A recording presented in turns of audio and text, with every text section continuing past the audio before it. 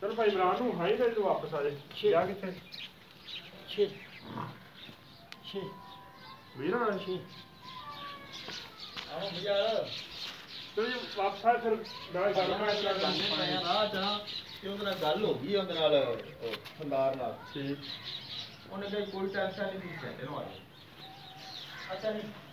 घंटे बाद तुम आ जाओ अच्छा घंटे से 80 का बढ़ जाता है घंटे जो वाला घंटे से आ जाओ भाईया ने क्या घंटे का टाइम मिलता है आपको ना सारी गल हो रही है आसान ना तुसी वीडियो बनाउण लगी अच्छा अभी आने ठीक है कोई गल नहीं इधर मोड़ो अच्छा वो वाला घंटे का जवाब है बड़ा जुबान बात कर दी आज मोरी पाई है ना और ठीक हो गया मोरी पवा दे नहीं चल सब बड़ी जैसे औखी पाई है